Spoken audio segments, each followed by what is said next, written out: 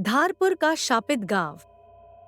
उत्तर भारत के घने जंगलों के बीच एक छोटा और भुला देने वाला गांव था जिसका नाम धारपुर था। लेकिन सच्चाई बहुत कम लोग जानते थे। जो भी इस गांव के करीब गया वह वापस नहीं लौटा।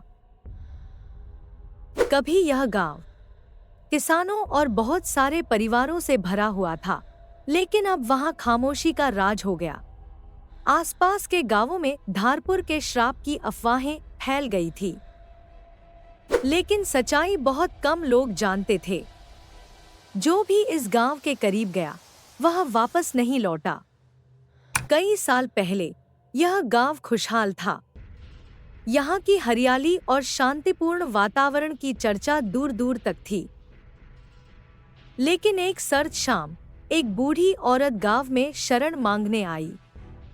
वह कमजोर, झुकी हुई और उसकी आंखें ऐसी थी जो अंधेरे में चमकती थी। गांव वालों ने उसकी विचित्र शक्ल देखकर उसे शरण देने से मना कर दिया।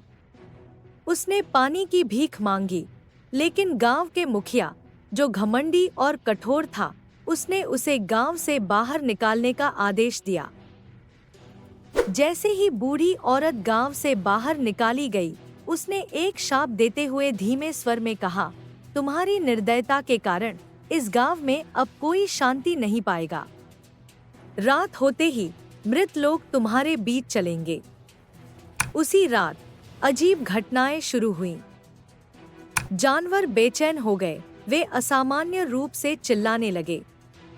एक घना अजीब धुंधलापन गांव पर छा गई और गर्म भरी हवा अचानक से ठंडी हो गई।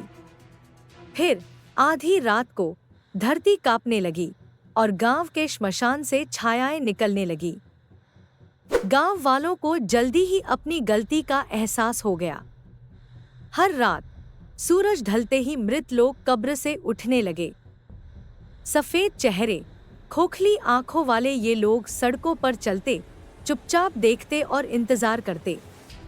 गांव वाले डर के मारे अपने घरों में छिप जाते और पूरी रात दरवाजों को बंद करके बैठते। दिन से लेकर रात तक ये भयावह घटनाएं बढ़ने लगी। हवा में फुसफुसाहट, कराहें और भारी कदमों की आवाजें गूंजने लगी। डर के कारण गांव के कई लोग बीमार पड़ने लगे। कुछ लोग अचानक गायब हो गए। उनके घरों के दरवाजे खुले हुए मिले, जैसे वे खुद रात में बाहर निकल गए हों। अंत में गांव का मुखिया इस श्राप को खत्म करने के लिए विभिन्न साधुओं, तांत्रिकों और पुजारियों के पास गया, लेकिन कोई भी उस श्राप को नहीं मिटा सका। एक बूढ़े साधु ने बताया कि श्राप को केवल वही औरत माफ कर सकती है जिसने इसे दिया था। लेकिन अब वह औरत कहीं नहीं थी और कोई नहीं जानता था कि उसे कहां ढूंढा जाए। धीरे धीरे लोग गांव छोड़कर भागने लगे। जो लोग वहां रुके वे फिर कभी नहीं देखे गए। आज भी कोई भी रात के समय धारपुर जाने की हिम्मत नहीं करता।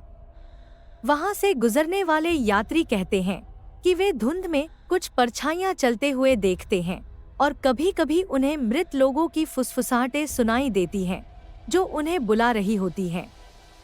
अगर कभी आपकी राह धारपुर के पास से गुजरे तो याद रखें, सूरज ढलने के बाद उस गांव में कभी न जाए, क्योंकि धारपुर की शापित आत्माएं आज भी जीवितों से बदला लेने के लिए भटकती हैं।